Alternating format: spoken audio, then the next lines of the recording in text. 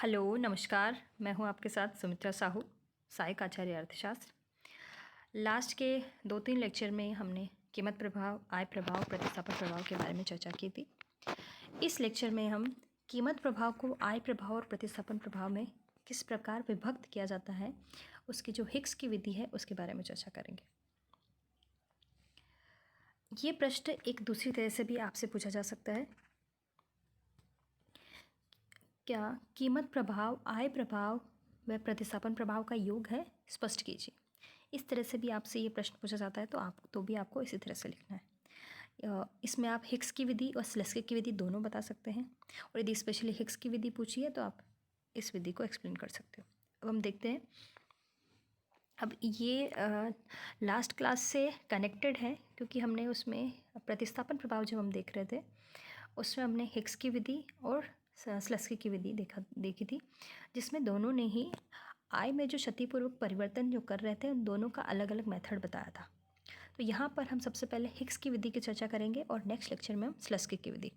तो यहाँ पर हिक्स ने जो प्रतिस्थापन प्रभाव बताया था, सबसे पहले उसी को आधार मानते हुए हम यहाँ पर कीमत प्रभाव को आय प्रभाव और प्रतिस्थापन प्रभाव में विभक्त करेंगे। देखो थोड़ा,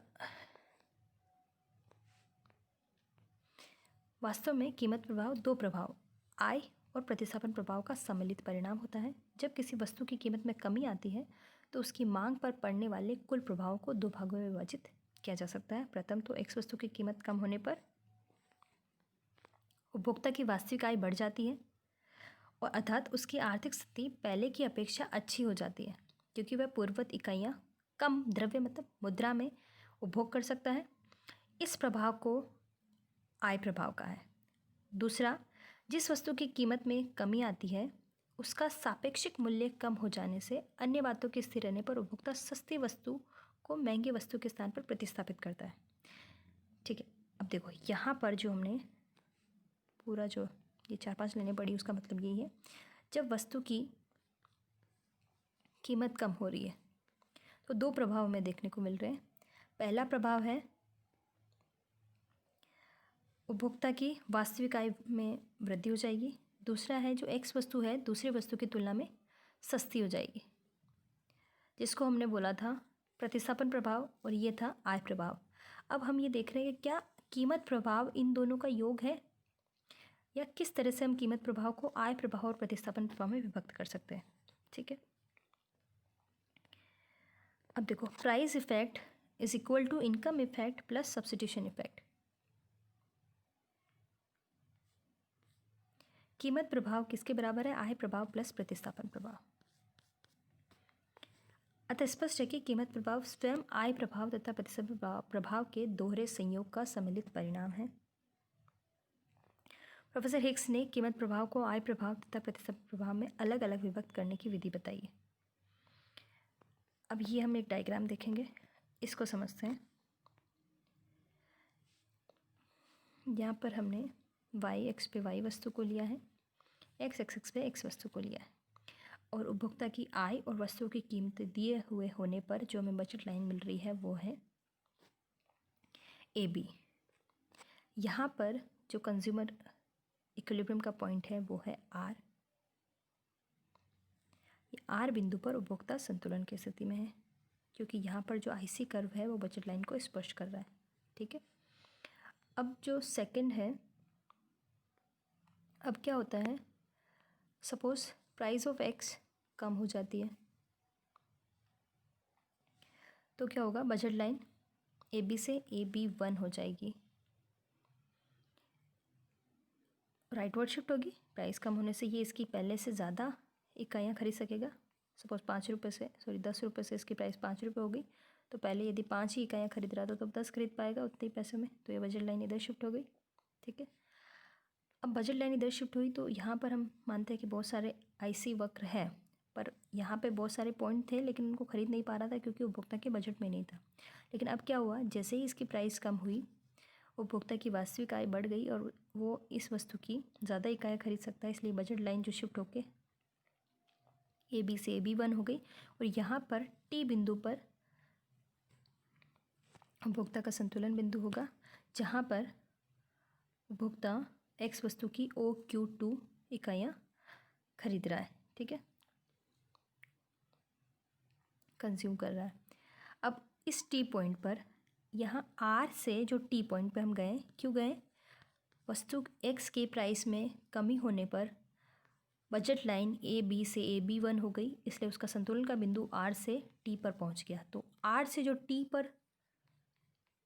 से T का जो चलन है वो किसको बता रहा है? कीमत प्रभाव को। R से T ये क्या है? कीमत प्रभाव के कारण OQ से OQ2 जो एक्स वस्तु की क्वांटिटी डिमांडेड या मांग मात्रा में जो वृद्धि हुई है OQ से OQ2, तो Q से Q2 जो वृद्धि हुई है वो क्या है? कीमत प्रभाव पूरा। तो हम यदि प्राइस इफेक्ट की बात करें तो क्या हो गया? R से T, या इसको हम लिख सकते हैं Q से Q2, ये आपका प्राइस इफेक्ट हो गया। अब हम यहाँ बात कर रहे हैं कि किस तरह से हम इस प्राइस इफेक्ट को प्रतिस्थापन प्रभाव, सब्स्टिट्यूशन इफेक्ट यानी कि, और इनकम इफेक्ट, आय प्रभाव में विभक्त कर सकते हैं, ठीक है।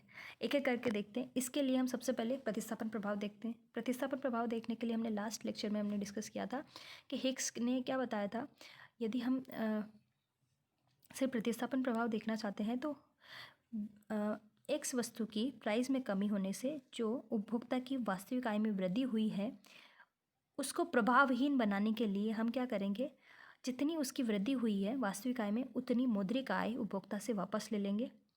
और वो कैसे लेंगे? अब यहाँ वास्तविक आय से हिग्स ने माना है कि वास्तविक आय स्थिर कब रहेगी? जब वो पहले वाले संतुष्टि के स्तर पर चला जाए।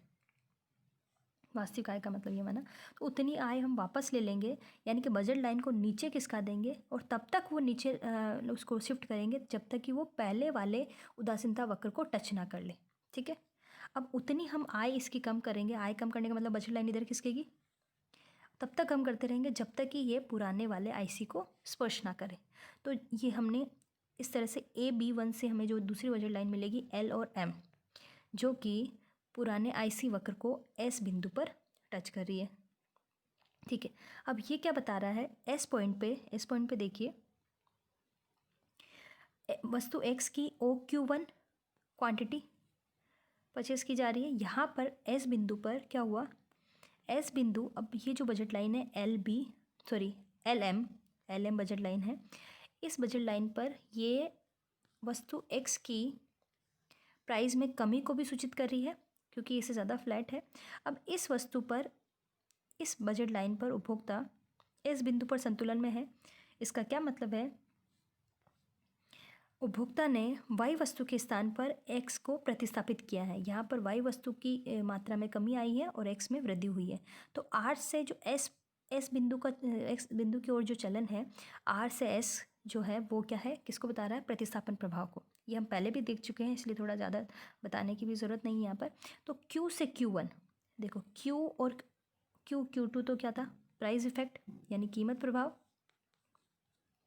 अब Q2 में से Q से Q1 ये क्या आ गया? हमने क्या देखा? प्रतिस्थापन प्रभाव या सब्स्टिट्यूशन इफेक्ट कितना हो गया? Q से Q1।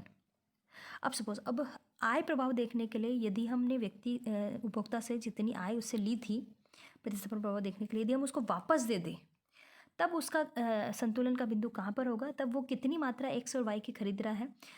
तो यदि हम इसको आय वापस दे दें तो वो कहाँ पर पहुँच जाएगा? T बिंदु पर पहुँच जाएगा। तो S से जो T का चलन है वो क्या बता रहा है? आय प्रभाव को। यानी कि इनकम इफेक्ट क्या है? Q1 से Q2। तो इस तरह से हम देख सकते हैं जो OQ2 है वो किसका सम्मिलित रूप है? प्रतिस्थापन प्रभाव और आय प्रभाव का। OQ1 + Q12 = OQ2, ठीक है। तो इस तरह से यहाँ हमने देखा कीमत प्रभाव, आय प्रभाव प्लस प्रतिस्थापन प्रभाव, R से T तक का चलन कीमत प्रभाव,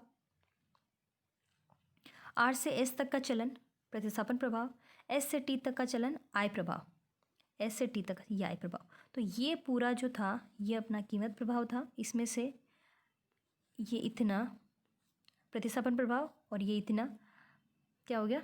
आय प्रभाव, ठीक है। ये क्लियर है? इसलिए हमने यहाँ लिखा कीमत प्रभाव = आय प्रभाव प्लस प्रतिस्थापन प्रभाव। ये पूरा का पूरा इसमें यही है। कीमत प्रभाव ये है, बिंदु R से T तक चलन, S से T तक का चलन प्लस R से T तक का चलन। कुल मांग मात्रा में परिवर्तन कितना हुआ? Q Q2 मांग मात्रा Q1 Q2 प्रतिस्थापन प्रभाव, और मांग मात्रा Q1 और Q2। थोड़ा यहाँ से शायद मैं स्प्लिटिंग है, ये देख लेना इसको। ठीक है, ये डायग्राम आपको समझ में आ गया। इस तरह से हमने यहाँ पर क्या किया, कीमत प्रभाव को आय प्रभाव और प्रतिस्थापन प्रभाव में विभाजित किया। यह दो तीन तरीके से प्रश्न पूछा जा सकता है।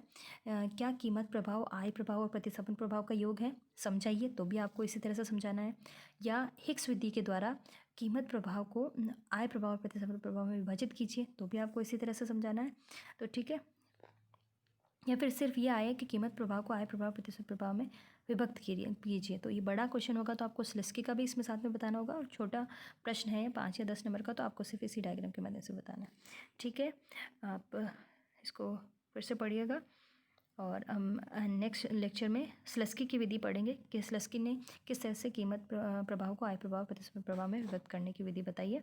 तब तक ये पढ़ते रहिए, स्वस्थ रहिए, और सुनने के लिए आप सभी का धन्यवाद।